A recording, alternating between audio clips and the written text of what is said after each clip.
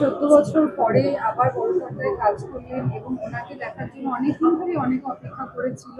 আমি সহ অভিনেত্রী হিসেবে ওনার সাথে কাজ করে অত্যন্ত আপ্লুত এবং অনেক কিছু শিখতে পেরেছি ওনার একজন সিনিয়র মানুষের সাথে কাজ করে। আমরা খুব মজা করেছি ছবিটা করতে গিয়ে। এই দুই মহিলার গল্প, যার মধ্যে কিছু ভৌতিক প্রলাপও রয়েছে, কিন্তু ড্রামা আছে, কিন্তু সলিড ড্রামা আছে। সেটা আমি আশা করছি আমার দর্শক পছন্দ করবে। তোমার যে চরিত্র বৃষ্টি ক্যারেক্টারটা সম্বন্ধে কেমন কি বলবো এবং কেমন লাগলো চরিত্রটা করে?